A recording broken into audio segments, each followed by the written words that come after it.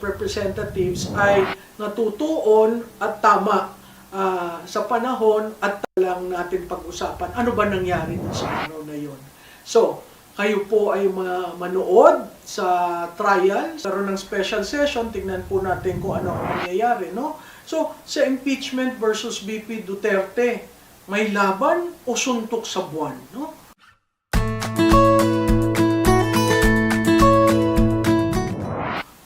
Marami nagsasabi, si VP laban lang. Hindi yan kasi sabi nga ng House, hindi naman sinagot, no? So titingnan po natin, merong bang enough na support si VP Duterte sa Senado para ma-survive niya ang impeachment, no? Titingnan again natin ano ang basihan nito sa Article 11, Section 3, Paragraph 6 of the 1987 Constitution. Ang sinasabi po dyan, the Senate shall have the sole power to try and decide all cases of impeachment. When sitting for that purpose, the senator shall be on oath or affirmation.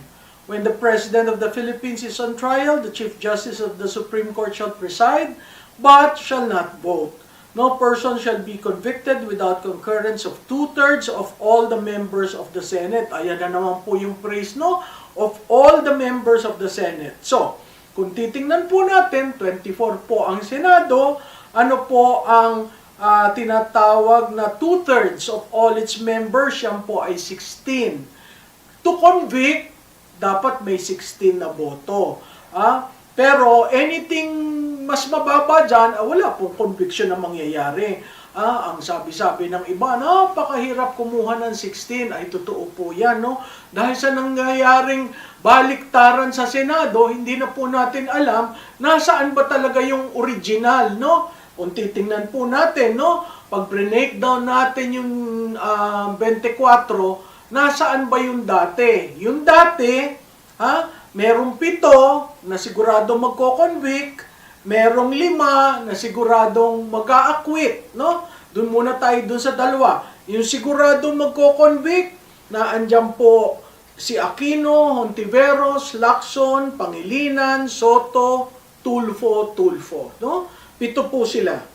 Tapos po, yung siguradong hindi magko-convict, o mag-a-acquit, ang tawag doon mag-a-acquit, nandyan po si Go, De La Rosa, Padilla, Marcoleta, Marcos. 5 po, no? Yan po yung sinasabing, ano po ang basihan yan? Yan po ay nanggaling sa 2025 election. Yung mga pro-Duterte ng mga senador, yan po ang 5 na matitibay. Pero, dahil nagkaroon ng girian, dun sa 9 minority, ang kasama po dyan ay si Go De La Rosa, Padilla, Marcoleta, Marcos, Cayetano, Jinggoy Estrada, Joel Villanueva, at saka po si Chis Escudero. Yun po yung minority. Nung ang majority ay si Senate President Tito Soto, no? So, nagbaliktaran. Yung dating 9, naging 12, no? Nadagdag po dito ang kapatid ni Senate President Cayetano, si Pia Cayetano, pumunta rin po si Loren Ligarda at ang mga Villar, no? So, from 9 naging 12, no?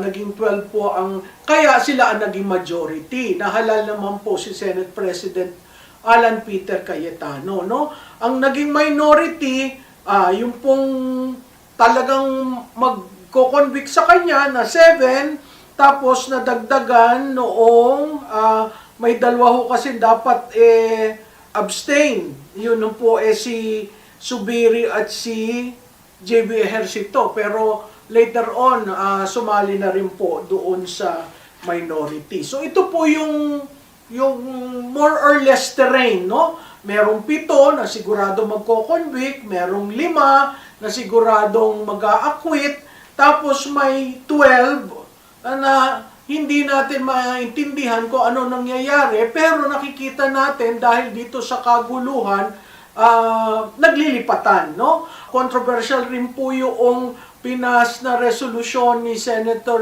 Mig Subiri tungkol sa presiding officer ng impeachment court, no?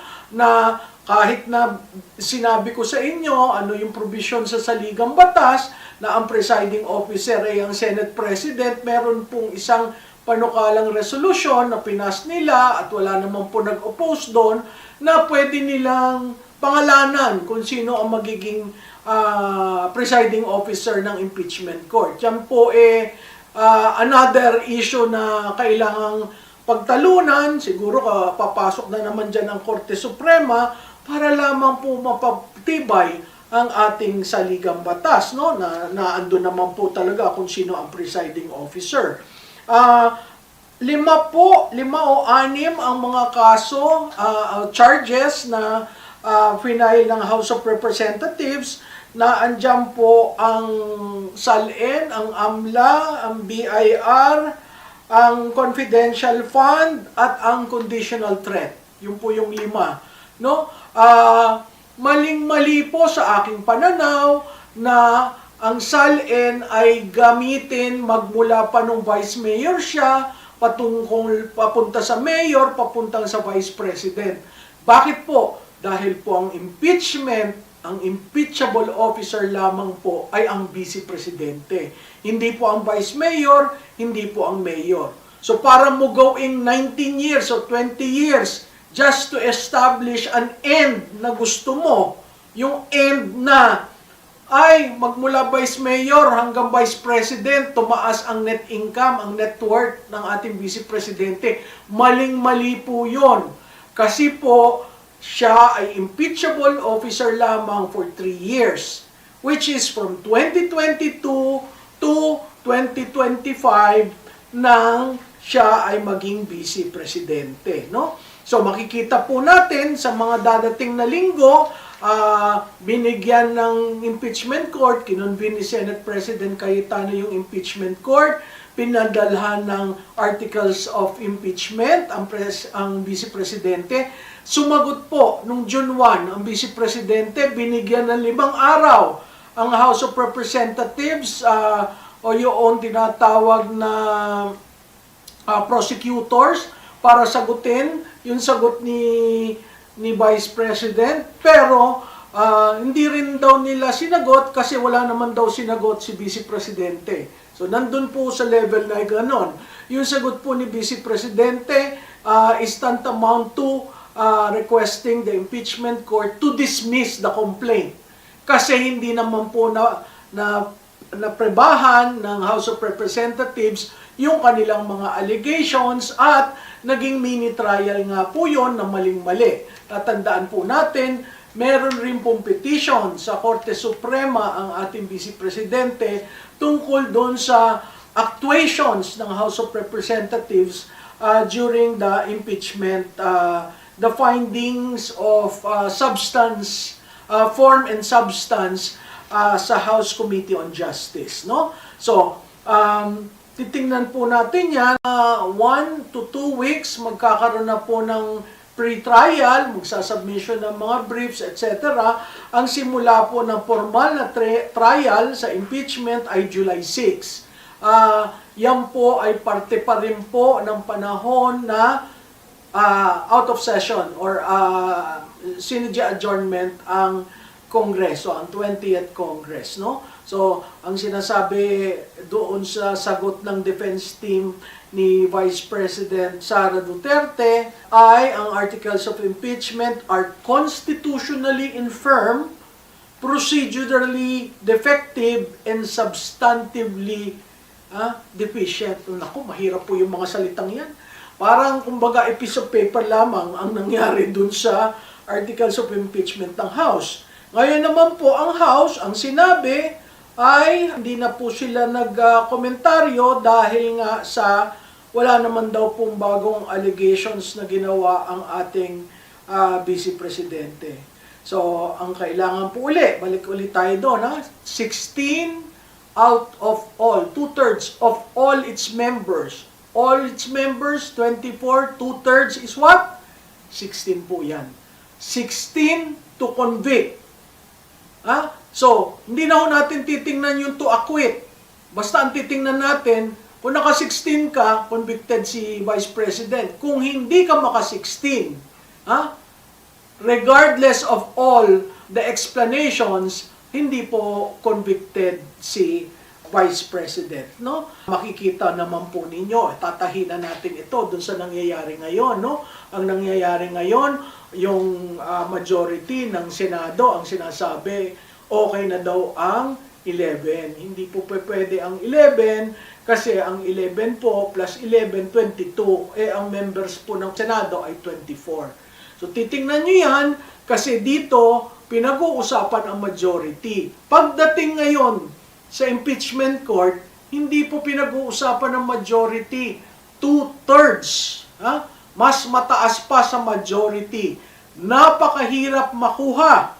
Bakit ho napakahirap? Dahil babalik ulit tayo sa intent ng framers natin. Dahil hindi po basta-basta ang impeachment court. At imahalaga ang accountability, pero kailangan nasa tamang proseso na patas, at talagang pinag-uusapan ng mga issues, may evidence, at from the evidence, ang bawat miyembro ng ng Senado ay kailangang bumoto. Sa ating pong kasaysayan, nagkaroon na po tayo ng impeachment ng I think 2 beses ang umabot sa Senado. Yan po ay nung panahon ni Erap Estrada, yung second envelope, no? At nagkagulo tayo sa second envelope. Wala naman pong nakalaman doon sa second envelope. Yan po ang aral ng ating kasaysayan. At yung pangalawa ay kay Chief Justice Corona, no? Nagkagulo rin po tayo doon, dahil ang ginawang presentation ng prosecution the sum total of the transactions sa bangko, hindi po yung ano ba talaga ang dulo. Kung tatandaan nyo, kung kayo'y bank depositor, ang inyong worth ay nandun sa dulo ng inyong bank account. Kung yun po ay 10,000 o 100 pesos, yun po, hindi po yung total ng transaction in and out sa bangko. Yung po anong nangyari kay CJ Corona, tapos may mga issues na bakit daw may mga account na hindi lumabas, hindi daw nagbayad ng taxes. Nung panahon po niya, allowed baguhin ang SALN. Pero hindi nila binigyan ng karapatan si CJ gawin yon. Umabot pa po sa Court of Tax Administration na pinag-usapan yung tax doon sa pera ni Chief Justice. So matutal po, walang kaso. Biro nyo yung tao na Chief Justice na maayos na naglingkod sa atin. Nangyari yon dahil sa isang desisyon na hindi nagustuhan ng nakaupo. Yung po ay tungkol sa Luisita, Hacienda Luisita. At makikita po natin kung anong nangyari sa karir ni Chief Justice Corona. Sana po itong darating na impeachment sa ating Vice Presidente ay matuto tayo sa leksyon ng kasaysayan na hindi po porke in-impeach ka, lahat ng pinanggalingan sa House of Representatives ay natutuon at tama sa panahon at tama sa sirkumstansya na binabanggit na si Vice Presidente ay lumabag. Kaya pagdarating po, siguro maaasahan nyo si Maltik, pabalik-balik po kami dito pag may karoon na ng impeachment court para lang natin pag-usapan ano ba nangyari dun sa araw na yon. So, kayo po ay manood sa trial, sa impeachment trial ni Vice Presidente Inday Sara Duterte nang makita po natin ang katotohanan. Ang katotohanan ho, hindi ho yun sinasabi. Ang katotohanan